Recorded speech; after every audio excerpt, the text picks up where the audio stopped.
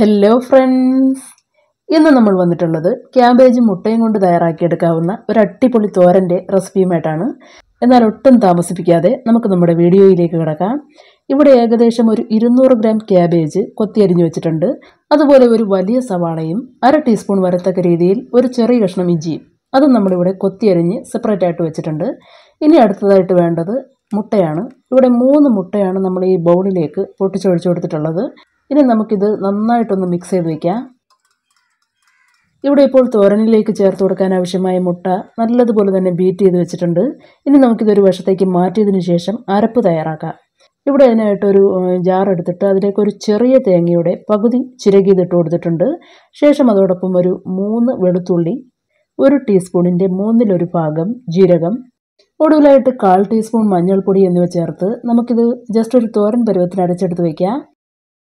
അങ്ങനെ ഈ തോരനിലേക്ക് ചേർക്കാൻ ആവശ്യമായ കൂട്ടും റെഡിയായി കഴിഞ്ഞു. ഇനി നമുക്ക് സമാധാനമായിട്ട് നമ്മുടെ ഈ തോരൻ തയ്യാറാക്കിയെടുക്കാം. അതിനായിട്ട് ഒരു ചൂടായ പാനിലേക്ക് 1 ടേബിൾ സ്പൂൺ വെളിച്ചെണ്ണ ഒഴിച്ചു കൊടുക്കുക. ഇനി ഈ വെളിച്ചെണ്ണ നന്നായിട്ട് ചൂടായി വരുമ്പോഴേക്കും അതിലേക്കൊരു 1/2 ടീസ്പൂൺ കടുകിട്ട് പൊട്ടിക്കുക. കടുക് പൂർണ്ണമായും പൊട്ടിത്തീരുമ്പോഴേക്കും നമ്മൾ നേരത്തെ തന്നെ അരിഞ്ഞെടുത്ത് വെച്ച ഇഞ്ചി അതിലേക്ക് ഇട്ട് കൊടുക്കുക. ശേഷം ഈ ഇഞ്ചിയുടെ ആ ഒരു പച്ചമണം മാറിക്കിട്ടുന്നത് വരെ തുടർച്ചയായിട്ട് ഇളക്കി കൊടുക്കുക.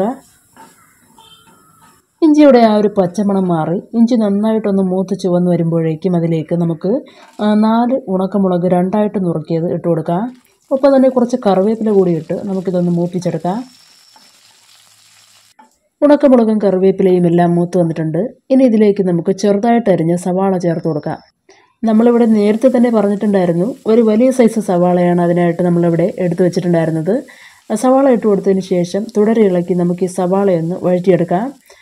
സവാള നന്നായിട്ട് തന്നെ വഴറ്റിയെടുക്കേണ്ട ആവശ്യമില്ല, ചെറിയ തോതിൽ ചുവന്ന് വരുന്നത് വരെ മാത്രം വഴറ്റുക. ഇവിടെ ഇപ്പോൾ സവാള ചെറുതായിട്ടൊന്ന് ചുവന്ന് വന്നിട്ടുണ്ട്. ഇനി ഇതിലേക്ക് നമുക്ക് കൊത്തിയരിഞ്ഞ് വെച്ച ക്യാബേജ് ഇട്ട് കൊടുക്കാം. ശേഷം ഇതോടൊപ്പം തന്നെ 1/2 ടീസ്പൂൺ ഉപ്പ് കൂടി ഇട്ട് നമുക്കിവ നന്നായിട്ടൊന്ന് മിക്സ് ചെയ്ത് കൊടുക്കാം. ഇങ്ങനെ മിക്സ് ചെയ്ത് കൊടുക്കുന്ന അവസരത്തിലെല്ലാം തീ മീഡിയം ഫ്ലെയിമിലായിരിക്കണം. അതുപോലെ തന്നെ ക്യാബേജ് നന്നായിട്ട് വെന്ത് കിട്ടുന്നത് വരെ മിക്സ് ചെയ്ത് കൊടുക്കേണ്ട ആവശ്യമില്ല. ഏകദേശം ഒരു 1-2 മിനിറ്റ്, അതായത് ഈ ചേർത്ത് കൊടുത്തിട്ടുള്ള ക്യാബേജും സവാളയും എല്ലാം നന്നായിട്ട് തന്നെ മിക്സായി കിട്ടുന്നത് വരെ മാത്രം ഇളക്കി കൊടുക്കാം. ഇവിടെ ഇപ്പോൾ എല്ലാം നന്നായിട്ട് തന്നെ മിക്സായി കിട്ടിയിട്ടുണ്ട്. ഇനി നമുക്കിത് വശങ്ങളിലേക്ക് വകഞ്ഞ് മാറ്റിയ ശേഷം നടുവിലായിട്ട് ഇതുപോലൊരു സ്പേസ് ഇട്ട് കൊടുക്കുക. ഇനി ഈ സ്പേസിൽ വേണം നമ്മൾക്ക് മുട്ട ഒഴിച്ചു കൊടുക്കാൻ. നേരത്തെ തന്നെ മിക്സ് ചെയ്ത് വെച്ച മുട്ട ഒഴിച്ചു കൊടുക്കാൻ. മുട്ട ഒഴിച്ചു കൊടുത്തതിന് ശേഷം അതോടൊപ്പം തന്നെ 1 ടീസ്പൂണിൻ്റെ 1/3 ഭാഗം കുരുമുളക് പൊടി കൂടി ഇട്ട് കൊടുക്കുക. ഇനി ഒരു 5-10 സെക്കൻഡ് കഴിഞ്ഞ്, അതായത് ഈ മുട്ട ചെറിയ തോതിലൊന്ന് വെന്ത് കിട്ടിയതിന് ശേഷം നമുക്കിത് നന്നായിട്ടൊന്ന് ഇളക്കി കൊടുക്കാം. മുട്ട അത്യാവശ്യം വെന്ത് ആ ഒരു ഈർപ്പമൊക്കെ മാറി ഒരല്പം ഡ്രൈ ആയി വന്നതിന് ശേഷം മാത്രം ഈ ക്യാബേജും അതുപോലെ ഈ സവാളയും എല്ലാമായിട്ട് മിക്സ് ചെയ്താൽ മതിയാവും.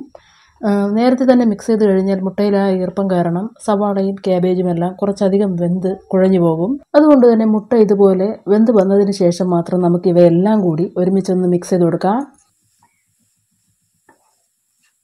ഇവിടെ ഇപ്പോൾ എല്ലാം നന്നായിട്ട് തന്നെ മിക്സ് ചെയ്ത് വെച്ചിട്ടുണ്ട്. ഇനി ഇതിലേക്ക് നമുക്ക് അരച്ച് മാറ്റി വെച്ച കൂട്ട് ചേർത്ത് കൊടുക്കാം.